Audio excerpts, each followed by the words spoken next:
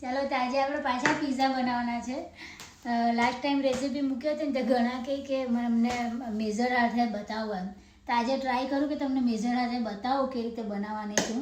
તો પહેલાં તો 1 કિલો ફારીન લીધો છે અને એની પેલું છે આ 45 ફારીન. તો એ 1 કિલો લીધો છે. એમની સાથે આપણે લઈશું 2 લેવ્યુર 5 ગ્રામના છે, 5.5ના. Thank you. 5.5ના અને અલસાના છે. જો વેધર ગરમ હોય ને તો વધતું ઓછું લેવ્યુર તમે કરી શકો. એવું નથી કે ભાઈ કિલો લોટમાં 5 ગ્રામ બહુ કહેવાય ને 10 ગ્રામ બહુ કહેવાય. ઘણાના એવા કમેન્ટ કે બહુ કહેવાય એમ, પણ એ વેધર પર જાય છે. તમે વધતું ઘટતું કરી શકો. પછી આ બટર લીધું છે 10 ગ્રામનું, એવી મેં 5 ક્યુબ લીધી છે. અને આ છે મીઠુંવાળી બટર છે. અને એમાં આટલી એને રવો લીધો છે, એક નાની વાડકી જેટલો રવો, અડધી નાની વાડકી. ઓકે. આ બાઉલ છે તો વાડકી પણ એ થાય છે, અડધી વાડકી રવો છે. પછી આ છે પાણી. તો પાણી તમને હું મેઝર બતાવું. આ 1 ગ્લાસ છે પાણી. 1 ગ્લાસ પાણી કેટલાનું થાય છે? મે બી 100 ml જેવું થાય છે. હા, 100 ml નું પાણી છે. અને એમાં આપણે 100 ml જેટલું દૂધ લઈશું. દૂધ નોર્મલ જ છે, આપણે જે યુઝ કરીએ એ રીતેનું 100 ml દૂધ છે. ઓકે. પછી ઓલિવ ઓઇલ લેવાનું છે, મીઠું લેવાનું છે. અને આ છે ચમચી સ્પૂન, કોફી સ્પૂન છે. હવે એમ ના કહેતા કે કેટલી mlની આવે છે, નોર્મલી સરખી જ હોય છે. તો આ છે ચમચી કોફીવાળી. તો હવે આપણે સ્ટાર્ટ કરીશું બાંધવાનું. તો આ દૂધ પાણી જે કર્યું છે ને એમને આપણે થોડુંક ગરમ કરી લઈશું. આજે હું મિક્રોનમાં જ કરવાની છું એટલે તમને ખ્યાલ આવે. તો મિક્રોનમાં 1 મિનિટ પર ગરમ કરવાની છું. ચાલો, તો હવે 1 મિનિટ થઈ ગઈ છે અને પાણી કાઢી લઈશું. પાણી દૂધ જો ટોટલ પાણી દૂધ કેટલું થયું છે? લગભગ 400 જેટલું થયું છે. હા, 400 જેટલું થયું છે. ઓકે, પાણી ને દૂધ. અને છે ને આજે આપણે અજમો નાખવાના છે. ડાયજેસ્ટ નહીં થતું હોય ને તો આનાથી મસ્ત પીઝા પચી પણ જાય. મેંદો થોડો ભારે લાવીને હા, આ રીતે હાથમાં લઈને મેશ કરી લઉં. મેશ તો નહીં પણ ક્રશ કરી લેવાનું. હા, ક્રશ કરી લઉં.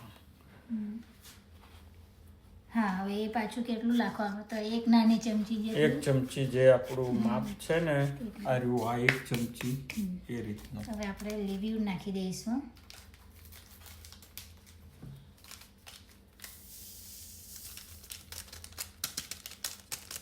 ઓકે, લીવ્યુર નખાઈ ગયું. હવે નાખીશું મીઠું. તો મીઠું માટે આ છે સ્પૂન, કોફી સ્પૂન છે. નાની. હા, પેલી જે સૂપ સ્પૂન કહેવાય, આ કોફી સ્પૂન. Coffee spoon. તો એ 3 ચમચી નાખી દેવાનું છે. એ તમે વટ્ટું ઘટ્ટું કરી શકો, તમારું મીઠું જે પ્રમાણે હોય એ રીતે. પછી આપણે હા ખરા આ છે રવો. તો રવો જો તમને ચમચી દ્વારા હું કેમ, આ 1 મોટી ચમચી, 2 ચમચી અને 3.5 જેવી થઈ ગઈ. પછી અત્યારે આપણે 2 બટર અત્યારે નાખીશું અને બાકીની 3 પછી લાસ્ટમાં નાખીશું.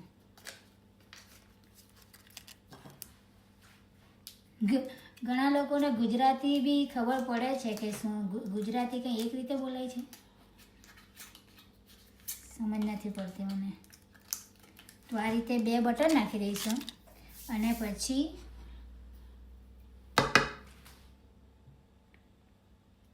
1 અને 2 મોટી ચમચી ઓલિવ ઓઇલ. ઓકે. અને હવે આપણે એમને દૂધ પાણીથી બાંધી લઈશું.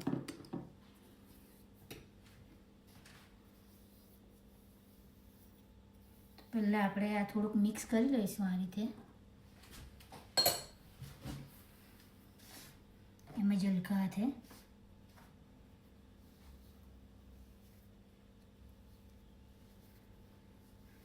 અને લાસ્ટ ટાઈમ પણ મેં કહ્યું હતું કે જ્યારે તમે દૂધ પાણી મિક્સ કરો ને ત્યારે એકદમ નથી આમ ભારે હાથે નથી કરવાનું, આ હલકા આંગળાથી જ કરવાનું છે એમ. ખાલી મિક્સ કરવાનું છે. આંગળાથી જ મિક્સ કરવાનું છે.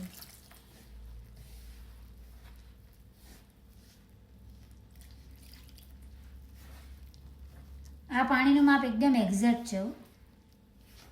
પછી તો મેંદા પર પણ જાય છે કોઈ વાર. ઓકે. એક બેને પૂછ્યું પણ હતું કે આ બાઉલ તમે ક્યાંથી લીધું છે? તો આ બાઉલ મેં લીધું છે એક્યામાંથી, પણ બાઉલને આઈ થિંક 16-17 વર્ષ થઈ ગયા છે. તેવું ને તેવું જ છે. 16 વર્ષ થઈ ગયા છે અને હજુ બી યુઝ પણ બહુ ફાઇન છે. તમને લાઈફ ટાઈમ ચાલે એ ટાઈપનું છે, તો લેવાય. હા, એટલે મતલબ 2 માળથી લાખી દઈ તો વાંધો નહીં આવે. ટ્રાય કરી જોઈએ. ઓકે, તો આ રીતે પહેલાં બની લેવાનું. મને છે ને પાણી થોડું ઓછું લાગે છે, તો પાછું આ મેં કેટલમાં જરા ગરમ કરી રાખ્યું છે અને 1 ગ્લાસ પાણી છે એને આપણે નાખીશું.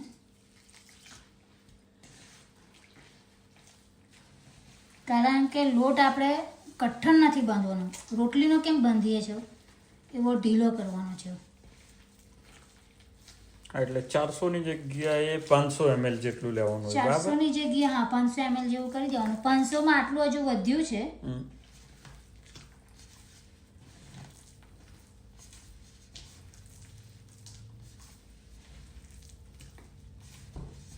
આટલું ઇનફ છે. જો આ રીતેનું હજુ તો કઠણ થશે લોટ જેમ જેમ બંધાય તેમ. આ રીતેનું તો આટલું પાણી વધ્યું છે. જો આ રીતે તો દૂધ પાણી છે ને 1/2 લીટર જેવું કરી નાખવાનું. અડધો લીટર. અડધો લીટર તો માપું થઈ જાય. એ કોઈ વાર મેંદા પર પણ ડિપેન્ડ છે.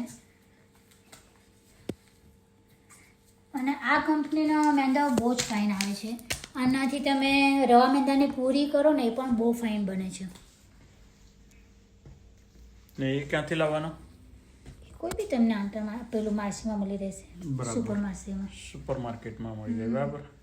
ઇન્ટરમાર્સે, લીડલ બધા જ મળે? ના, લીડલમાં નથી મળતો. ઓકે, ઇન્ટરમાર્સેમાં મતલબમાં મળી જાય, કાં લુકલેરમાં. તો આ રીતે બંધાઈ ગયો છે. હવે આપણે જે આ 3 બટર હતી ને 10-10 ગ્રામની એ નાખી દઈશું અને પછી પાછો બરાબર એમને મારી લઈશું. અને વિડીયો લાંબો થવાનો જ છે. ઇન્સ્ટાગ્રામ પર લાંબો વિડીયો એક્સેપ્ટ નથી કરતા, તો 2 ભાગમાં કે 3 ભાગમાં મૂકીશ અને તમને ટોપિંગ પર બતાવીશ કે રીતે કરવાનું છે અલગ અલગ. ઓકે, તો આ રીતે બંધાઈ ગયો છે. હવે આપણે એમને રેસ્ટ કરવા મૂકી દઈશું 2-3 કલાક અને પછી તમને બતાવું એમનું રિઝલ્ટ. તો આ ક્વોન્ટિટી તમે જોઈ લો અત્યારે કેટલો છે ને 2 કલાક પછી કેટલો થઈ જશે.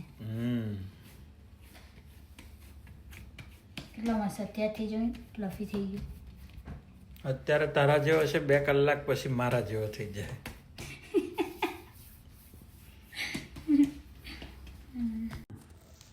તો આ રીતે પ્લાસ્ટિક ચડાવીને આપણે 2 કલાક રેસ્ટ આપીશું. અને પ્લાસ્ટિક ન હોય તો બંધ ડબ્બામાં મૂકી દેવાનું અને પછી ગરમ જગ્યા પર મૂકી દેવાનું.